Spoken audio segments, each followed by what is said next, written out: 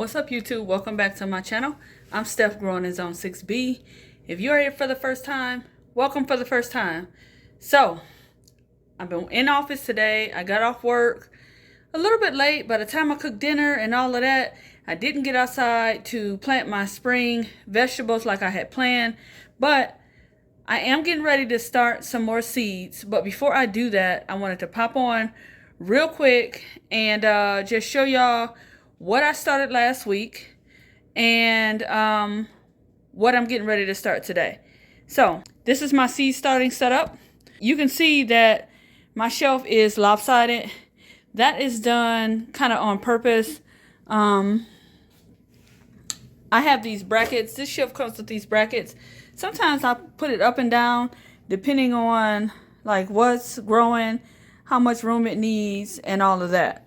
So mostly what I started last week is flowers. So I like to have lots of flowers in my garden for pollinators. So what do I have here? In this container here, I did do some Velvet Queen sunflowers. That's what's in here. Velvet Queen right there. They coming up. And if you can see, if you get your sunflowers and it's got like this little bit, these little seed pods on it, see how that's stuck to it? You can just put it off. Some people put spit on their finger and clean it off. I know people say that's nasty. But from what I heard, it does work. So I have to get those off. I can't do it with one hand and I ain't not about to break my Velvet Queen. So I will not do that. And look at that. Look how cool that one is. It's all red and stuff. I absolutely love sunflowers. I start them indoors because if you don't, the little rabbits and squirrels and all of that will eat your seedlings up before you even get a chance to do anything. So in the back here, way back here, is dwarf zinnias. So this whole row is some dwarf zinnias. You can kind of see that they have come up right there. And in the back, way back here, is also dwarf zinnias. So these are my Velvet Queen sunflowers, dwarf zinnias. And then over here, this is all marigolds. These are the traditional marigolds, I do believe. I only have one container right here that hasn't come up yet, but there is still time. And it'll probably pop up soon. Over here, I have some Cracker Jack or Cracker Marigolds, Cracker Jack box. Marigold. You know what? These must be the teddy bears. These must be, let me look. I'll tell you what it is. Marigold. Oh, Cracker Jack. See, I wrote Cracker on the back. So yeah, Cracker Jack. And I thought that one coming up, but there it is. So that's full germination. I only put one seed per cell and the whole package germinated. More Cracker Jack marigolds right here. I thought I planted a different variety. Oh, right here. Giant marigolds right here. And then this tray right here, that's perennial carnations. I planted a whole tray of those. I plan on spreading those throughout my garden. This is green squash, but it hasn't come up yet.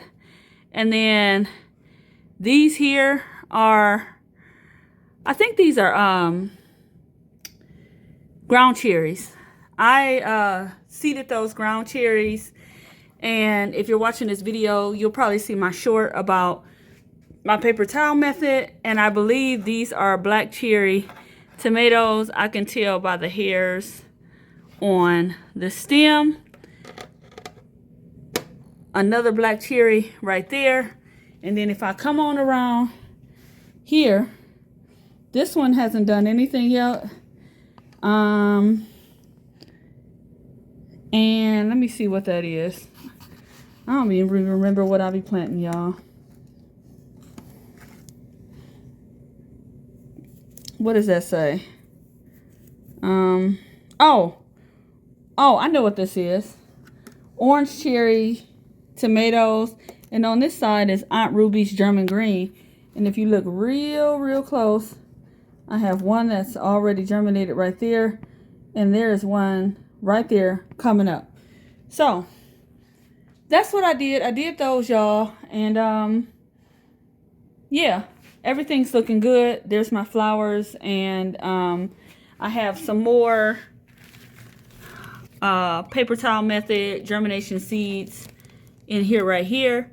I saw a couple green specks in there, so I will probably pot those up. That's more black cherry tomatoes, and I believe some more ground cherries. So, you know, that's that. As you can see, I got my seed box out, and I'm getting ready to start some more seeds. So what am I starting? Zucchini, cozumel. These grew very well in my yard last year. I'm gonna go ahead and do sugar baby watermelons.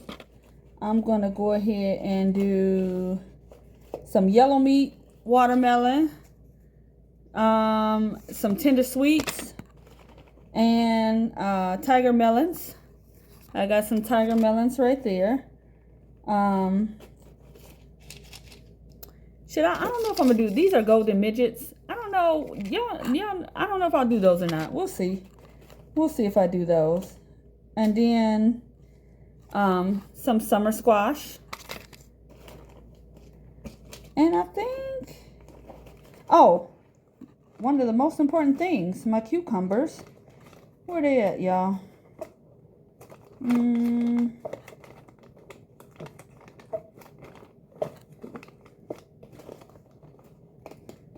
Yes, I do. Cucumbers. These are Sumters and Market Moors right here. And this Bush Champion variety I will do in a container. And some Space Masters I'll do in a container as well. So, I think that's it. Oh, should I do some straight eights? Nah, I ain't gonna do no straight eights. I'll save those for next year. Oh, you know what? I'm gonna try this funky looking cucumber too I got from M.I. Gardner. It's called Punakira. If you guys have ever heard of that or you tasted it before, let me know. It says, cultivated in Pune, India, this unusual variety changes color drastically with maturity and can be eaten at every stage. When young, bright yellow skin is produced, which eventually turns a rosy, rustic color with age, fantastic crunch and mild flavor, perfect for fresh eating. So, yeah, I'm gonna go ahead and try those too. Now, here is the thing about starting zucchini, cucumbers, and watermelons. You cannot use these itty bitty containers like this to do that. That is a no-go for those. This container is too small. These vegetables grow really fast. And if you're in zone 6 like me, you do not want to, I mean, I ain't gonna say you do not want to. You can do whatever you want. It's your garden, it's your business. You can do all of that. But what I will say is, if you start in that small container like that, the roots gonna get all bound up, and it's not gonna. I don't think it's gonna turn out well. It's gonna start to. The plant will get stressed. It's gonna start to flower really quickly, and at that point, it's probably gonna be a done deal. Or it might be stunted, and you don't want that either. So another thing about these type of vegetables, you don't want them sitting in your trays too long. So you want to start these 3 to 5 weeks out prior to your last frost date, just to get a jump start. My last frost date is around May 11th, so I'm right on target with that. And you know, this is the smallest size container I'm going to use for this right here. That's the smallest size container that I'm going to use. I have really these big ones like this. See how big that is on the inside? I got a stack of these, and you know, that's what I'm going to do. I want to give my plants plenty of root development. I want to make sure that they have space to grow. I want my seedlings to be healthy when they go outside. Zone 6 is kind of funky for large watermelons and stuff. It's what I find. I haven't been successful in growing really large watermelons, if I'm being very transparent, but I don't mind eating the small ones, so I focus my attention on that. But the weird thing is, if I try to grow corn and I start that from seed, it does very well. If y'all got any tips on watermelons, maybe I'm not correct in how I'm growing it. Last year, I healed up my soil, and that worked really, really well for me. So, I'll probably try that again this year. That's it, y'all. I just wanted to pop on real quick, let y'all know what I was growing. So far in Zone 6B, all of my leafy greens I have started. So that's my mustard greens, my turnip greens, my collard greens, my cabbage, brassicas, broccoli, all of that stuff I have started. My peppers, my tomatoes, all of that stuff is started. And we are moving on to a different phase, which is what I call your big seed crops. So if you got your big seed crops, go ahead and get it going. It is definitely time.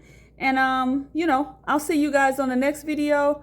Probably sometime this weekend, I'll go ahead and plant out all of my spring vegetables. Still getting ready for my plant sale, which will happen soon. Don't mind my t-shirt that say I'm rooting for everybody from Cleveland. In my off time, I also bowl, and I got this shirt because I am from Cleveland, and I'm always rooting for my hometown. But much love to everybody. All right, y'all take care. I will see you guys on the next video, and bye for now.